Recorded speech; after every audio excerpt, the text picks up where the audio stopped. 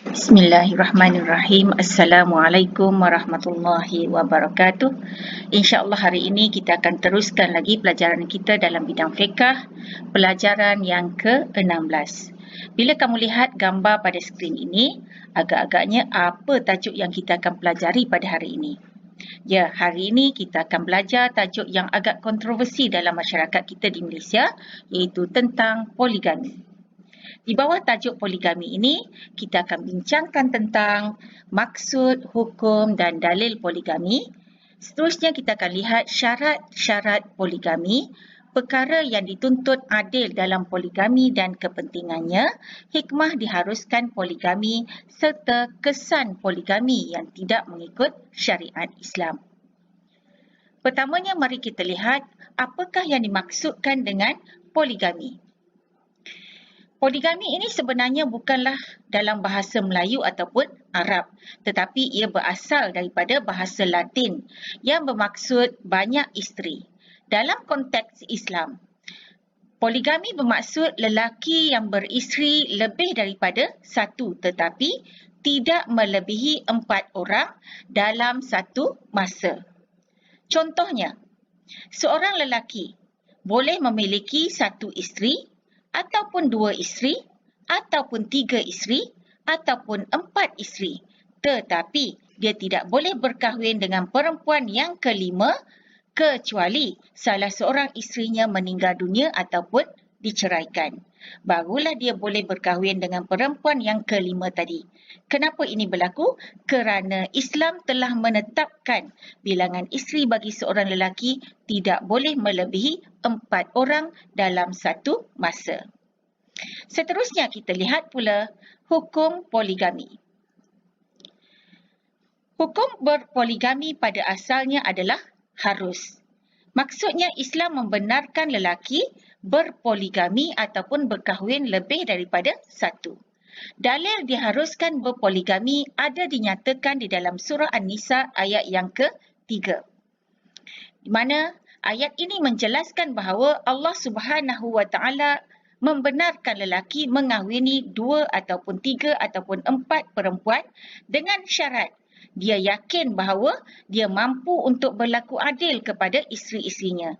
Tetapi jika mereka tidak yakin tentang kemampuan mereka untuk berlaku adil, maka cukuplah dengan memiliki satu isteri sahaja. Ini bermakna lelaki-lelaki yang ingin berkahwin lebih daripada satu mestilah berfikir dahulu adakah dia mampu untuk berlaku adil ataupun tidak sebelum dia berpoligami. Bukan berpoligami dulu, kemudian barulah nak berfikir tentang kemampuan dirinya. Seterusnya, kita lihat pula apakah syarat-syarat bagi suami yang berpoligami. Syarat yang pertama ialah tidak melebihi 4 isteri dalam satu masa, sebagaimana yang telah Ustazah jelaskan pada awal tadi. Yang kedua, suami tersebut mestilah yakin bahawa dia boleh berlaku adil kepada isteri-isterinya dan anak-anaknya. Yang ketiga, suami tersebut mestilah mampu dari segi jasmani dan kewangan. Maksudnya suami mestilah sihat dari segi tubuh badan dan mampu untuk memenuhi keinginan isterinya serta mampu memberi nafkah zahir kepada isterinya. Tadi kita ada sebut tentang adil. Apa itu adil? Adil bermaksud meletakkan sesuatu pada haknya. Dalam hal perkahwinan, suami mestilah adil kepada isterinya walaupun dia tidak berpoligami. Maksud adil di sini ialah suami mestilah memberikan hak-hak isteri sebagaimana yang telah kita pelajari dalam tajuk tanggungjawab suami isteri sebelum ini. Apabila suami berpoligami, maka tanggungjawab suami akan bertambah di mana suami perlu berlaku adil kepada isteri-isterinya. Antara perkara yang dituntut kepada suami untuk berlaku adil ialah yang pertama, suami mestilah adil dari segi pemberian nafkah zahir kepada isteri-isterinya seperti makan minum, pakaian, tempat tinggal, perubatan apabila isteri sakit dan pendidikan.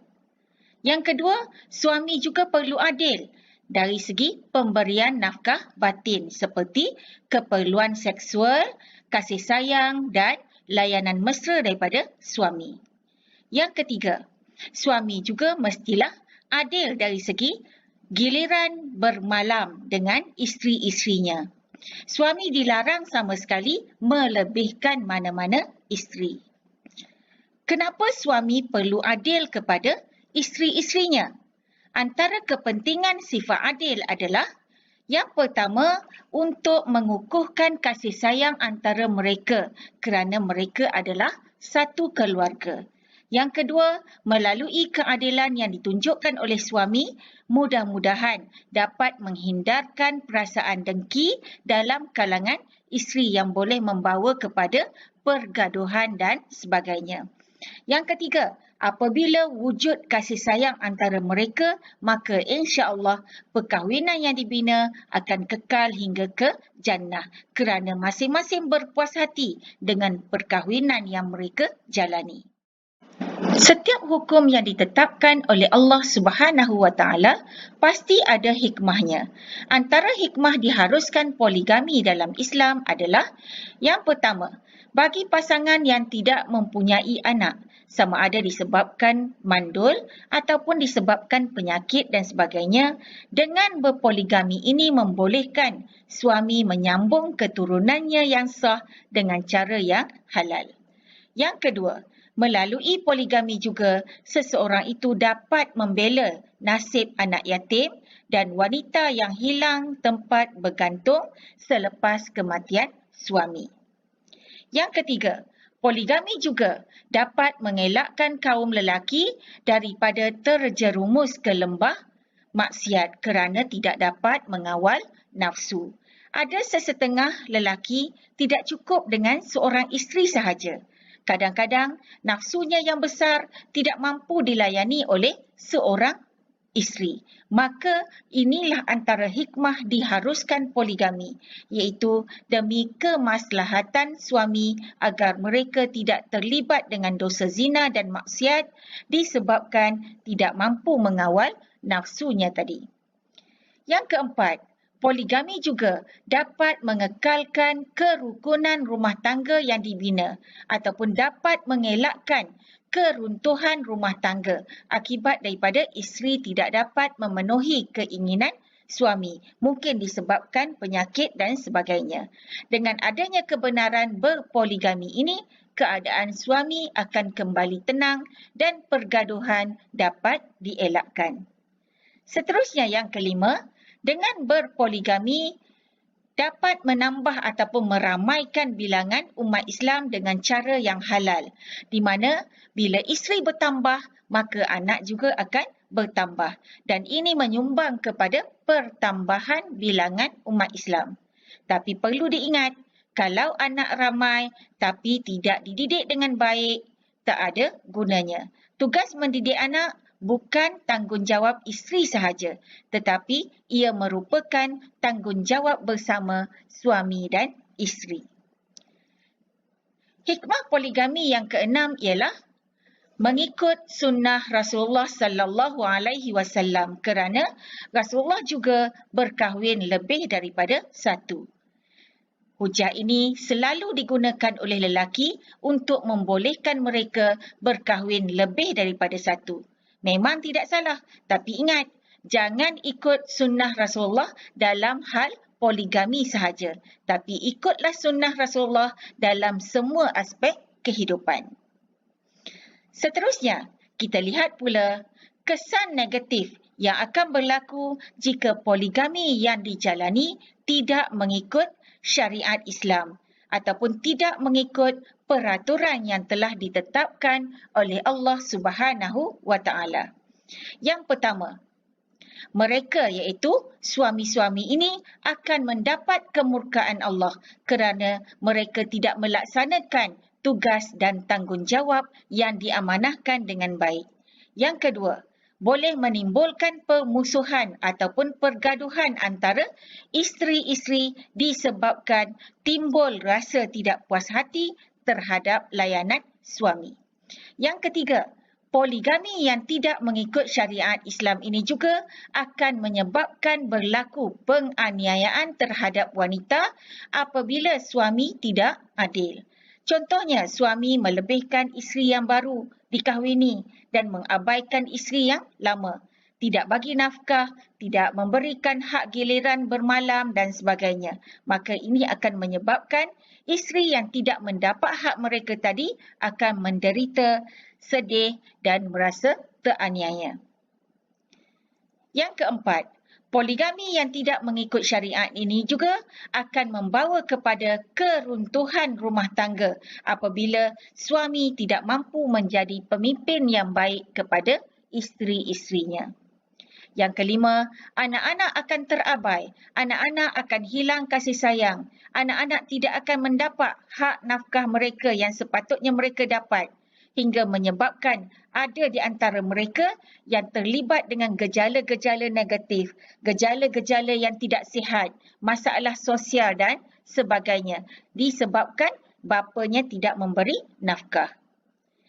Seterusnya, yang keenam dan yang terakhir adalah perbuatan poligami yang tidak mengikut syariat ini akan mencemarkan, akan menjatuhkan maruah agama Islam apabila suami yang berpoligami tidak memahami konsep poligami yang sebenar dalam Islam.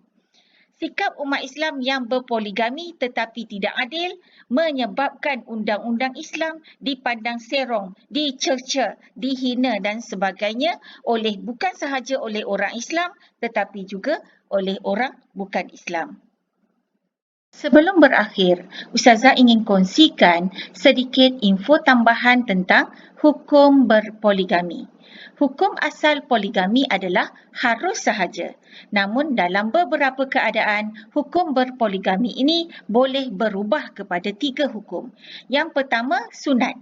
Sunat berpoligami apabila suami mempunyai keperluan seperti dengan mempunyai seorang isteri sahaja, tidak dapat menghalang suami daripada melakukan zina dan maksiat, ataupun isterinya sakit dan tidak mampu untuk memenuhi keinginan suaminya, ataupun isterinya mandul sedangkan suaminya mahukan anak dan suami yakin dia mampu untuk berlaku adil kepada isteri-isterinya.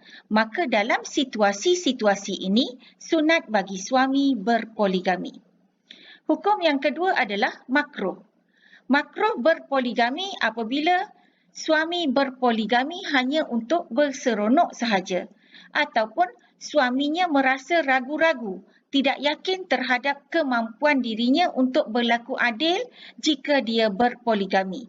Maka hukum berpoligami dalam situasi ini adalah makruh, iaitu tidak digalakkan. Yang ketiga adalah haram. Seorang suami haram berpoligami jika mereka yakin yang mereka tidak mampu untuk berlaku adil kepada isteri-isterinya disebabkan kelemahan dirinya sendiri, seperti dia tidak mampu untuk memberikan nafkah batin kepada isterinya, ataupun dia yakin yang dia memang tidak mampu mengelakkan dirinya daripada bersikap pilih kasih, ataupun kerana keadaannya yang miskin menyebabkan dia yakin yang dia tidak akan mampu untuk memberikan nafkah zahir kepada isteri-isterinya. Maka dalam keadaan ini haram bagi suami berpoligami. Oleh itu, sebelum berpoligami, fikir dahulu apakah hukum berpoligami bagi diri kita. Jangan ikutkan nafsu semata-mata. Bila Ustazah ajar tentang poligami, selalunya akan ada pelajar yang bertanya, berdosakah kalau seorang isteri itu melarang suaminya berpoligami? Jawapannya ialah, apabila hukum berpoligami itu sendiri boleh berubah daripada harus menjadi sunat, makruh dan haram, maka hukum melarang suami berpoligami adalah tidak berdosa jika dilakukan atas sebab keperluan. Seperti jika suami berpoligami akan menyebabkan berlaku kezaliman kepada nafkah isteri, anak-anak dan ibu bapa. Ataupun jika suami berpoligami boleh menyebabkan isteri menjadi sakit hati sehingga boleh menyebabkan gangguan emosi yang berlebihan kepada isteri. Maka melarang suami berpoligami dalam situasi ini termasuk dalam bab nasihat yang baik sesama Muslim. Dan ia juga merupakan sebahagian daripada konsep syura yang dituntut oleh syarak. Ini bertujuan untuk mengelakkan berlakunya kezaliman dan penindasan terhadap isteri.